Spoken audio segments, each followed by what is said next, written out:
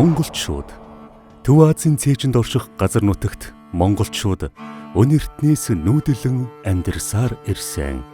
2200 жилийн өмнө анхны төр тус хүннүү гүрэн оршин тогтнож 800-ны тэртээ Чингис хаанаар угалсан дэлхийн хамгийн том гүрний түүх эндээс эхэлдэг.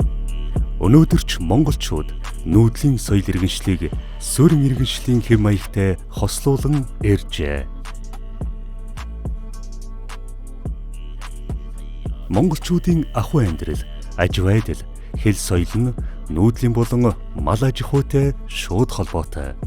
Байгаль дэлхийг шүтэж, хуулийг нь сүсгэлэн аж төрөх ёсыг эртнээс хойч үедээ өвлүүлсээр ирсэн. Ширхэг чулуу, урсах ус, уул толгод бүрийг эзэнтэй гэж үздэг нь байгалаан хайрлах, хамгаалах ухааны илрэл юм. Үүнтэй уялдан соёл, ёс заншил, дэг журам, гэр орноо нь байгальдаа ээлтэйгээр зөгцсөн байдаг. Монголчуудын их хөлгөн туйлс нууц товчоонд дурдсан Чингис хааны нэгтгсэн олон овг аймагуд эдүгэж бий. Үүнээс халах, бүрээд, дөрвөд, загчин, цаатан гээд 20 гаруй ястан эвсэн амьдардаг. Эдгээр овг ястнууд уламжлал онцлогоо илэрхийлсэн дуушуулаг, бүжиг наадгай, хувцас, гоёл чимэглэлтэй. Монгол язгууртан эмэгтэйн өмсгөлөөс санаа авсан хувцас Холливуудын кинонд гардаг.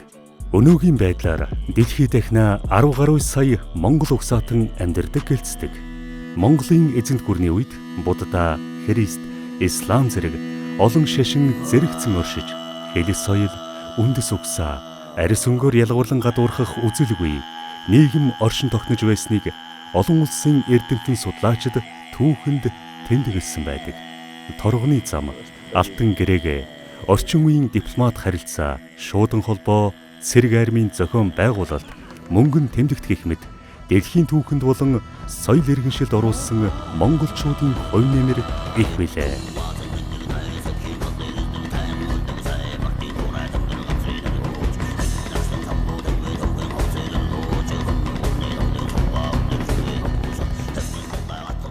Одоо өнөө үеийн Монгол улстай танилцъя.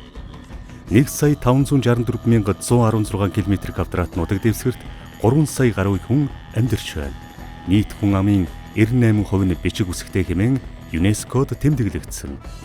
Энэ бол Улаанбаатар хот. Сая гаруй хүн амтай, 60 гаруй хувь нь хүүхэд залуус. Энэ хотоос олон алдартнууд төрсний дотор үндэсний дуу хөгжмийг орчин үеийн рок хөгжмөнтэй хослуулдаг дэлхийд танигдсан хүү хамтлаг бий.